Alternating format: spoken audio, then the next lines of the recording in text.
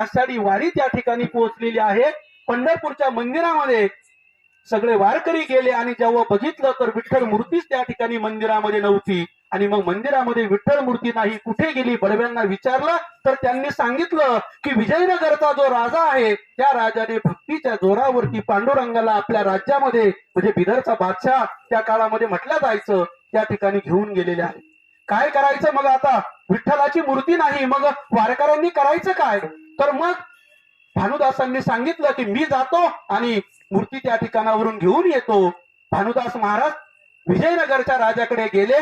त्या ठिकाणी गेल्यानंतर मूर्तीला अतिशय छान अशा मंदिरामध्ये राजाने प्रतिष्ठापित केलेलं होतं, पण पांडुरंगाने भक्तीच्या जोरावर जरी त्या बादशाने नेलेलं होतं, पण त्या बादशाला सांगितलेलं होतं की जर माझ्या भक्ताचा तुझ्याकडनं जर छळ झाला, तुझ्या राज्यामध्ये माझ्या भक्ताला जर काही त्रास सहन करावा लागला तर मी इथून पुन्हा पंढरपूरला परत जाईन, असा शब्द त्या ठिकाणी राजाने दिलेला होता। आणि ज्या वेळेस भानुदास महाराज त्या ठिकाणी गेले, रात्रीची वेळ होती, मंदिरामध्ये गाभाऱ्यामध्ये प्रवेश केला आणि मोठ्या आनंदाने असीम भक्तीने पांडुरंगाची मूर्ती समोर बघितल्याबरोबर भानुदास महाराज त्या ठिकाणी अभंग गायला लागले। भजनात इतके दंग झाले की पहाट कधी झाली हे सुद्धा त्यांना कळालं नाही, इतके ते तल्लीन झालेले होते। आणि तल्लीन झालेल्या भानुदासांना स्वतः पांडुरंग परमात्म्याने विटेवरून खाली उतरले, आपल्या गळ्यामधला जो हार होता हा हार त्या ठिकाणी भानुदास महाराजांच्या गळ्यामध्ये घातला आणि पुन्हा विटेवर जाऊन उभे राहिले।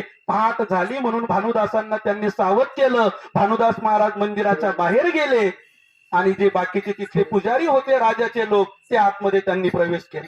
त्यांनी बघितलं की पांडुरंगाच्या मूर्तीच्या गळ्यामधला जो हार होता तो हार कुठे गेला। बाहेर बघितलं तर कुणीतरी भानुदास नावाचा एक वारकरी आहे आणि त्या वारकऱ्याने गळ्यामध्ये हार चोरून तो देवाचा घेऊन जातो आहे। ताबडतोब त्यांनी त्या भानुदास महाराजांना पकडलं। पकडून राजाला सांगितलं, राजानं सांगितलं की एक काम करा, त्यांना सुळावर द्या। विठ्ठलाच्या मूर्तीचा हार चोरण्याची शिक्षा त्या माणसाने केलेली आहे, त्यांना सुळावर द्या। सूळ तयार करण्यात आला। सुळावर ज्या वेळेस त्या भानुदास महाराजांना घेऊन गेले तेव्हा त्या सुळाला पालवी त्या ठिकाणी फुटली। असे 2 वेळेस प्रकार झाला आणि 2 वेळेस झाल्यानंतर इकडे विठ्ठल भगवानाने पांडुरंगाने त्या राजाला सांगितलं की मी तुला सांगितलं होतं की माझ्या भक्ताचा छळ त्या ठिकाणी व्हायला नको, आणि भानुदास महाराजांनी हार चोरलेला नव्हता, तो दिलेला कोणी होता? स्वतः पांडुरंगाने दिलेला होता। पांडुरंग स्वतः त्या ठिकाणाहून निघाले आणि भानुदास महाराजांबरोबर पुन्हा पंढरपूरला आले, जे आज सुद्धा त्या ठिकाणी उभे आहेत। विठ्ठल विठ्ठल।